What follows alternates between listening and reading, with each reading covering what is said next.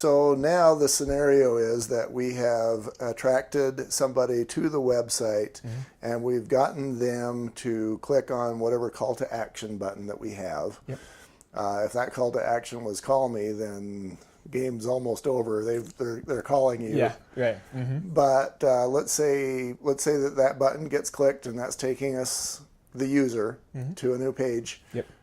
Where are we now? Yeah, so now we are on a lead capture form or a landing page. And I like to say lead capture form because essentially a landing page could be a page on any website that you see out there. It could be a landing page, right, in a digital sense. And so what we're trying to do is now get them to move forward with the action. And so you'll see that just because somebody clicks on that call to action from your blog or from your email, they'll get to that lead capture page, your landing form, but that doesn't mean that they're going to fill out their information and take that action. And so we talked about being consistent from what they're researching for and their problem, providing them a solution, and then giving them a call to action for more of a solution, more information. And so now you got to do it one more time. And you got to make sure that messaging is consistent. So as a user, when I get to that page, I want to make sure that the content and the colors and essentially your entire offering is what I expected it to be from that blog post or that email or wherever I came from to be very consistent with what I'm trying to accomplish, right? Okay.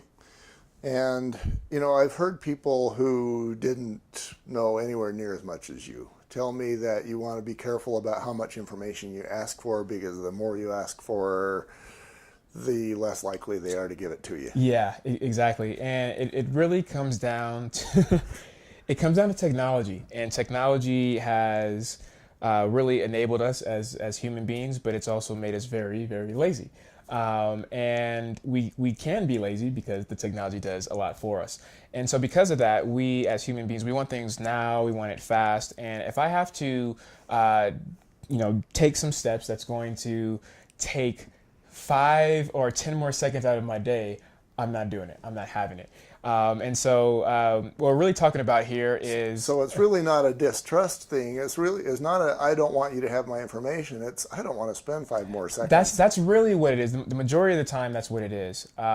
There could be some situations where on your landing page, you essentially are trying to capture their information, right? You're trying to get this visitor to become a lead, and the only way you do that is by getting what? Name, phone number, and email. Some type of contact, and then you have a name for association.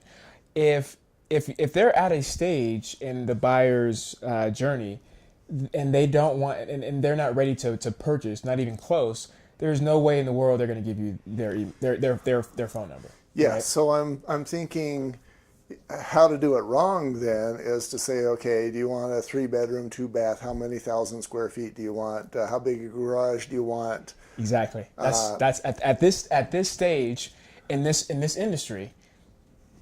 No. Because if they wanted that much detail, I believe in my heart of hearts they would have picked up the phone by now and called. They would essentially be further down the funnel, right, and the buy-in decision. They would have already done a lot of this research if they had that information. And so right now they're still figuring out how to go about buying, right? They're not even thinking, what carpet and bedroom and all that stuff yet. They're still trying to figure out the basics and the logistics. Okay.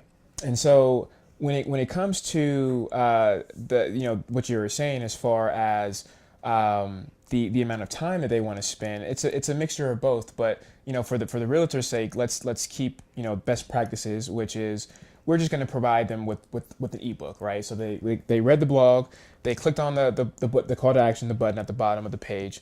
They now come to a landing page, and we just want to provide them with an ebook, more content than just that blog on how to buy their first home. And so when it's time for them to fill out their information, because basically what you're doing is you're gating that content, and you're gating it behind the landing page. So once they give you what you are asking for, your content offer, they will then receive the ebook. So you say just, I just want your name, and like the best thing you can do is say name. You don't even care about last name. You just say name and email. That's all that I'm looking for. Yeah, And first then you name, can get last name. You're right. I used to be a DBase programmer back way before you were born, and yeah, I would have defaulted to that. I would have asked for a first name and last name. And Yeah. it doesn't matter. No, That's two fields, and that's one too many. It doesn't matter. Now, I think if you are a realtor and maybe you have a campaign going that's with businesses that are involved, maybe you're trying to work partnerships out with brokers, or maybe doing some commercial real estate, something along those lines, then I think it's okay to put name and then company, and then you can put email. But where some people in the B2B space get messed up is they'll say name, company, what's your title and your position and all that. And I'm like, that doesn't matter. That doesn't matter. I don't care about all that stuff. I'm just gonna go ahead and I'm going to leave. And so yeah, there's some pretty interesting stats that after about 3 fields that you're asking for. If there's more than that, there's a decrease, by 25% that person is going to sit there and fill out 3 fields. Yeah. Yeah, that's About 3. an important number, and that seems about right to me, because if I'm going to click on, and now I'm putting myself in the position of the user, and I'm going to click on that call to action, and if I get 6 or 7 or 20 fields, I'm thinking, I was told I get this for free. I'm not going to work for this. Exactly.